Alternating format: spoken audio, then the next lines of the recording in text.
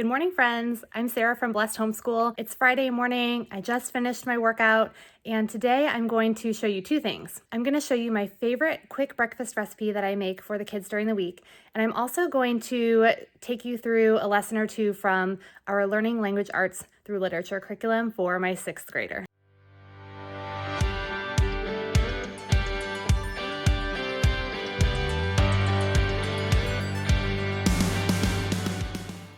Okay, so this morning my workout was RPM, or a spin class. It's from the Les Mills company. And so I use my spin bike in the basement. This is probably one of my favorite purchases.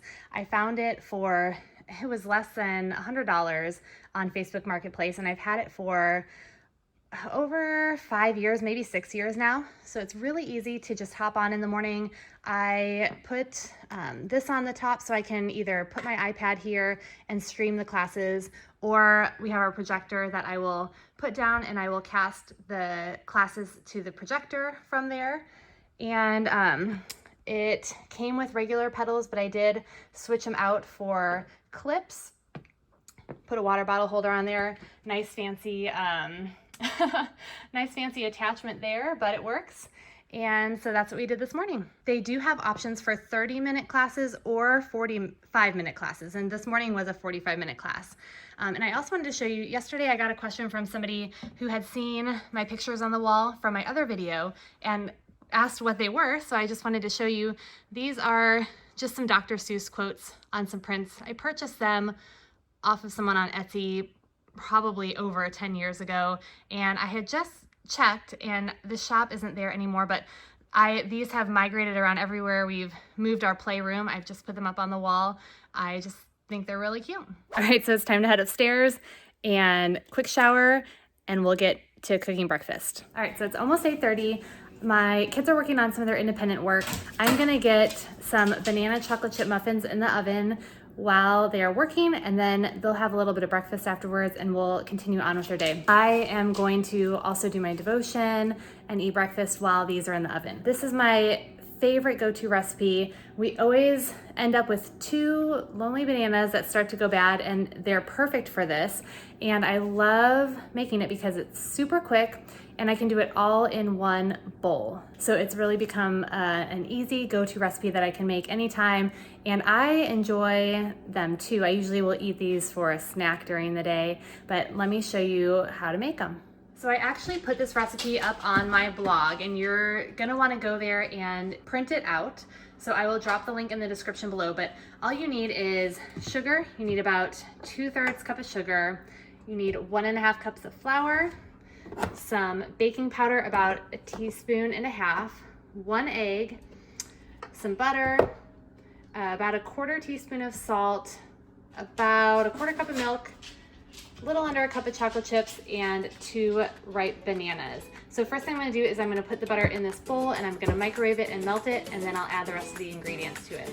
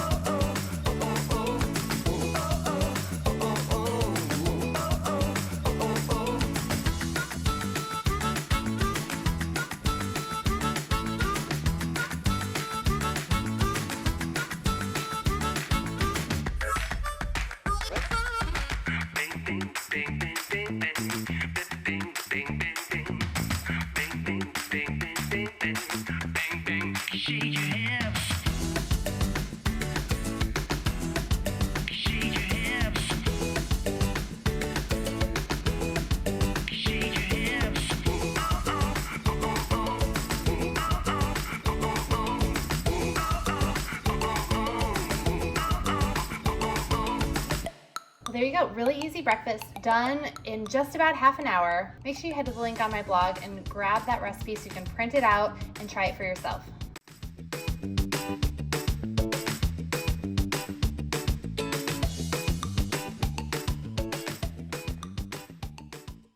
Okay, so this year with my 6th grade son, for language arts, we are using Learning Language Arts Through Literature, the TAN book. This is a completely different curriculum than we've used in the past. The past couple of years we've used BJU Press, which I really liked, but it was just time for something different for many reasons. And that's the beauty of homeschooling, right? We have the option to switch things up whenever our kids need something different and when we need something different. So I found this curriculum from a recommendation from a friend, was researching it, looking through it, looked great. I love the integrated approach, and so we decided to try it out this year.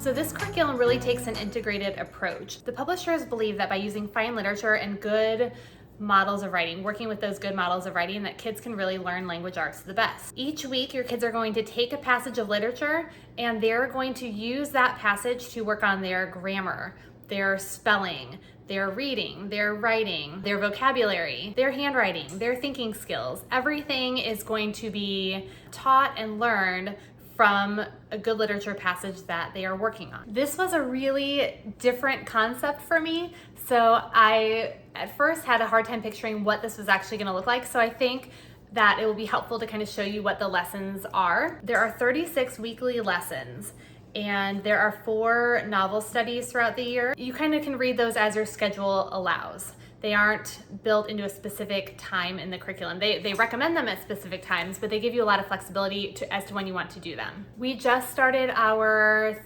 3rd week with this curriculum, so let's go ahead and jump in, and I'll show you what we've been working on this week, what the lessons have been like, and exactly what we're doing. Okay, so this is my teacher's manual for the TAN book, Learning Language Arts Through Literature, and this week we were starting on lesson 3. So it's broken down by day, so it tells me what I need to do for day 1, day 2, and so on.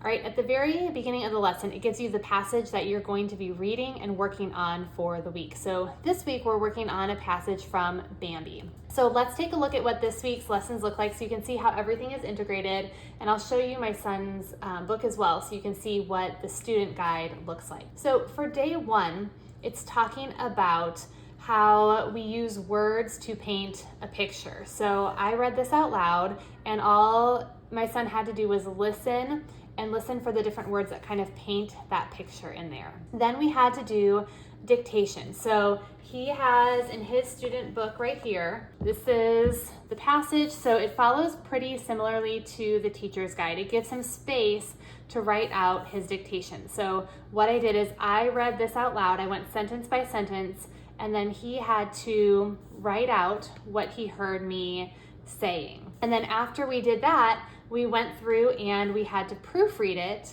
for any mistakes. So this is something that I know he needs to work on, and so we've been going through and working on proofreading with spelling, capital letters, and things like that. Afterwards, it says to make a spelling list from any misspelled words or use the following suggested list. So I really like this. We're building our spelling list off of words that my kids are struggling with. Okay, so it's not just random lists. They're words that they're using throughout the week in the passage, and also words that they don't know. So there were a couple of words when he wrote them down that he didn't know how to spell. So I have a notebook for them, and each of my kids have their own language arts notebook.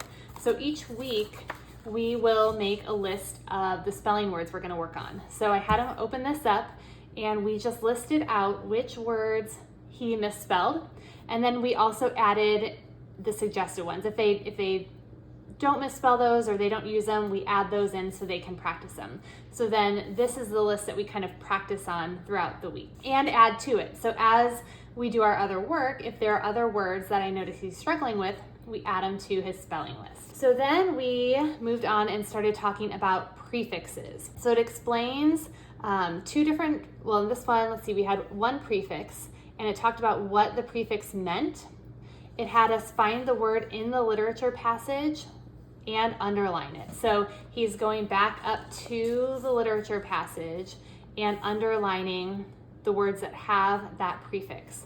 And then add the prefix to your list of prefixes you started in lesson 1. So back in lesson 1, we began a chart with prefixes. So we had the prefix, the meaning, and some word examples. And we're going to be adding to this throughout the year. So that's what that part meant. So he added it right in there. Then we started talking about suffixes. And also I should say on the side here, it does give you the answers. So it tells me what word he should have underlined in the passage and then other examples for his chart. Okay, so moving on to part D, we're talking about suffixes. It tells what the suffix is. While prefixes give you an understanding of the meaning of a word, suffixes can often help in determining the part of speech of a word, whether it's a verb, adjective, etc. Notice all the words from your suggested spelling list end in ing or ed. So it goes back to the spelling list, talks about suffixes in terms of those. And so it goes on a little bit. All right, up here, let's see, it tells all the words in your spelling list are used as verbs in the literature passage. Okay, so then we are doing a suffix chart, just like with the prefix chart. So it tells us to locate the commonly used suffixes at the back of the book. So there is a chart in the back of his student manual that goes through all of the different prefixes and suffixes. So it has him flip to there. And referring to that list, he has to fill in the chart in his book with the suffix. All right, so we did the ed and the ing. And that was it for day 1 of this week. So short and sweet. We did, reading a little bit of the new passage. We did spelling. We talked about some grammar in terms of what we are reading. And also, as we're doing the passage, I'm having him work on his handwriting. That's something we've been working on too. So very integrated. So then let's go on to day 2. All right, here we were talking about figurative language. So we talked about what a simile was. It asked him to finish some expressions with words that create similes and then create a couple of his own. So in the student book, all right, you'll see again, it gives him space to do that. Okay, so he fills it out and creates his own. Then after that, this was a very short day too, which again, very different from us because before we were doing reading. We had a separate curriculum for English, for spelling, handwriting. It was all separate and it took a long time, even though it was great. So this, we're only 3 weeks in, but it's more engaging for my kids. And I feel like we're getting a lot done and talking about things in a way where it's making sense because it's integrated and we're just really enjoying it. And it fits with our schedule very well too because it is a lot more condensed and not taking up as much time. So second day, after we talked about similes, we had to review the spelling words, and then he had this optional enrichment. I thought it was kind of silly, but he had to draw a face for each sentence. So that was the enrichment for the day. As far as reviewing the spelling words, I just had him study the list. Sometimes we will use a spelling app or something where I can plug the words in and they can practice them there. But I just had him study his words and then I gave him an oral spelling test to see how he did. And then I put stars by ones that he missed and then we practiced those for a little bit more. Okay, so moving on. For day 3, we were looking at the spelling list and talking about syllables. And let's see, I think it had him divide his words into syllables. So that was actually in his book. It gave him a place to do that. So right here, he took some of his spelling words and we worked on dividing those into syllables. He did it on his own and then I went through afterwards and checked it for him. And then we moved on to personification. So talking about what personification is, reading some examples, and he had to answer a question about that. And then he had to create sentences using personification for each of the following phrases. So it gave him some phrases and he had to write an entire sentence using that phrase. Okay, it gives me some possible answers as the teacher over here, but I had him write them down. Again, encouraging him to use good handwriting, and then we went through and checked it over afterwards. And then at the end of that day, we again reviewed spelling words. Usually at the end of each week, they have a spelling test, so it's good to review those a little bit each day. Okay, on day 4, then we moved into talking about adjectives. This one was a little bit more of a struggle, but we worked through it.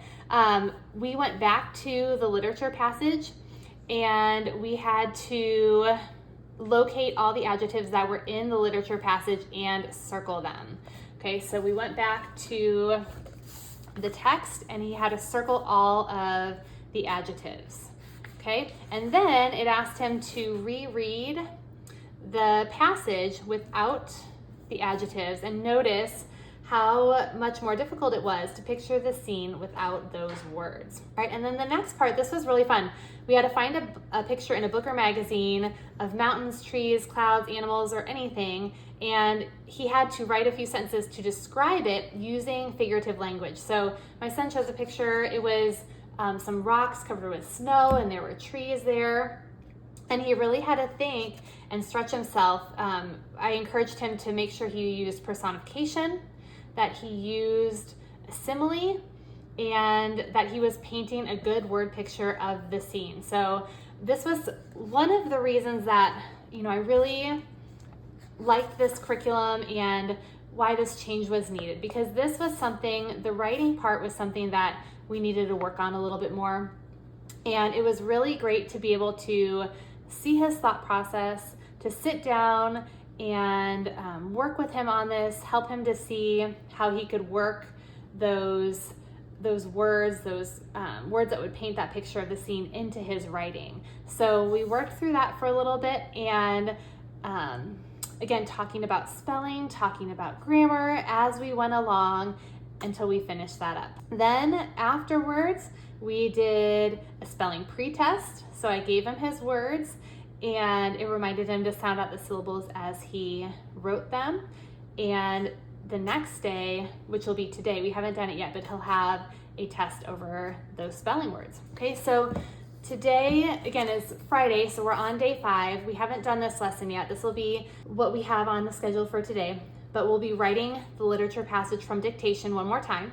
Then this says, choose a poem that offers a good descriptive image and read it to your teacher. After you finish reading the poem, point out any examples where the author used a simile or a personification.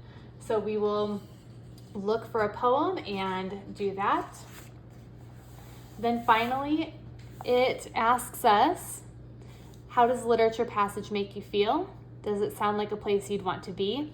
Rewrite it and change the mood by describing the scene differently. Spelling test, and then on the last day they have review activities. So if you come over here, these are optional, but anything you feel like your student needs to review, you can choose problems to review. So for example, we've got syllables, prefixes, suffixes, similes, personification, and adjectives.